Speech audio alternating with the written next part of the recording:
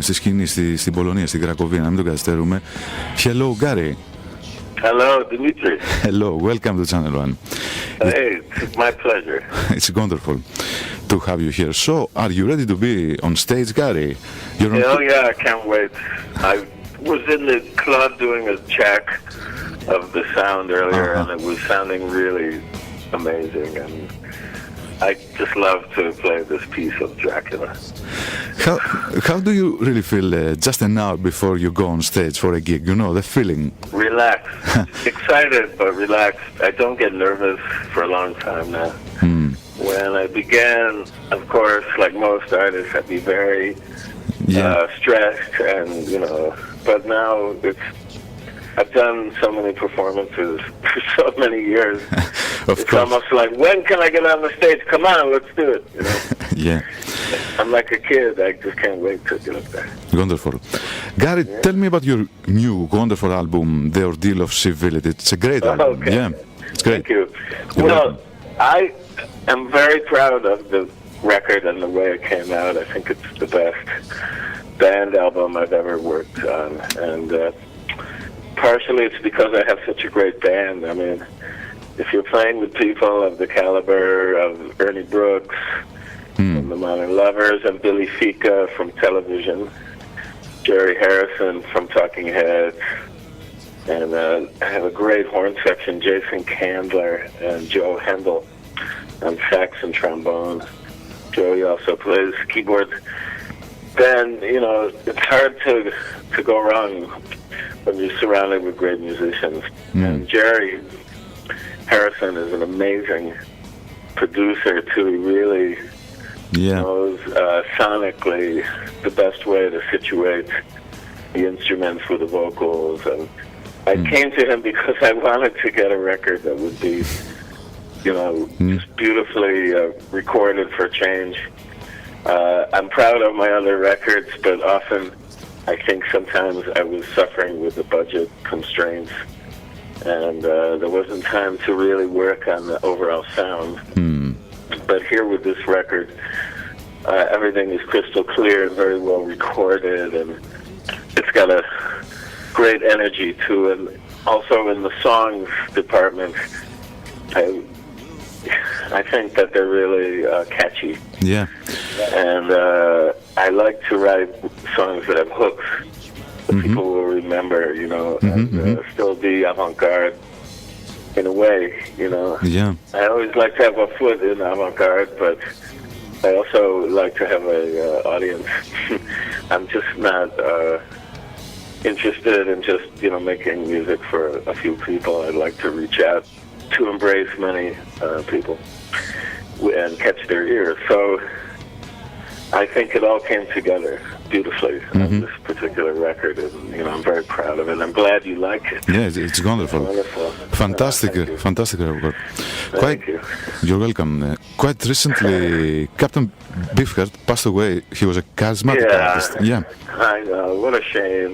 I thought he would outlive us all, really, because he seemed like one of these guys who had a tremendous capacity of endurance and great energy when I knew him, but, you know, I stopped working with him in '84 and kind of withdrew, and then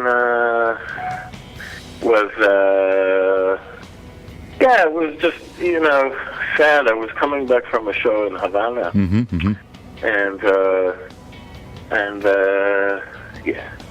it was, you know, it was just one of these things where somebody texted me. I arrived in Nassau, Bahamas, on the way back to New York, and there was a text, Don just passed away, and I was like, oh my God, I didn't expect it. You know, I hadn't been in touch for a while, but I knew he'd been very sick for a long time, so I was a bit sad. And then what was really eerie is I recalled that the very night before in Havana, when I was being driven to a gig at the Havana Jazz Festival, I was going to play with these Cuban guys, I recalled one of Beefheart's poems, and it's a short poem on the back of his album Spotlight Kid. and it goes, the stars are matter, we're matter, Yeah. but it doesn't matter. Yeah. And I was like, whoa, what did he mean by that? You know, and then I thought that night, well, he means that we're eternal like the stars, you know, not to worry about things on the worldly basis. That we would be, you know, we were all matter, and that we will shine on like stars, whether we're here or not, or suffering here or not, you know, or wherever. And it was a comforting thought. It's almost like Of course. vision of William Positive, Blake, yeah. you know? Yeah.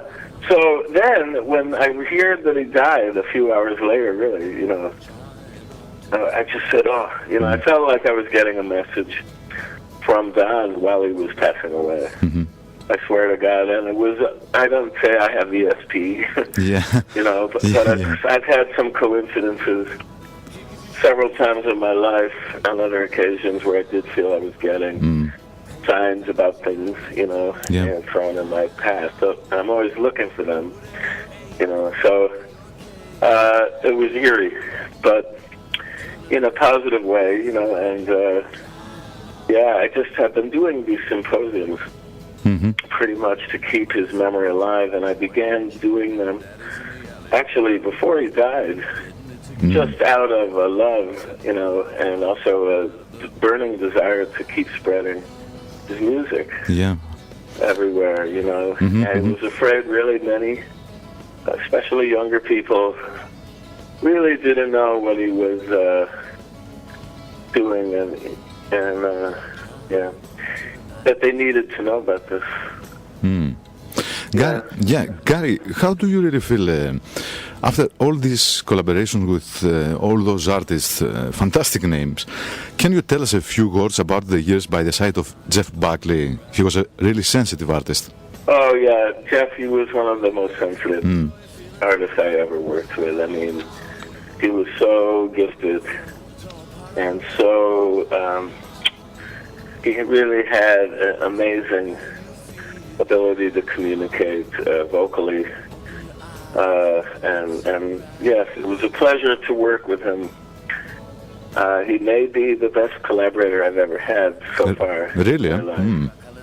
Well, he was a joy to work with because really I could give him music I composed on guitar, such as the music of Grace and Mojo Pin. They began, like all of the songs I did with him, as guitar instrumentals. And I would finish the instrumentals, I could hear his voice on them, but I didn't know, of course, what he would sing or what lyrics he'd put there. And he would take the instrumental and come back with a perfect melody and lyric that fit the music like a glove. So we felt like twins that way, you know, and I totally trusted him. I never questioned anything. Yeah. You know, and no second never thoughts. changed any of my music, really.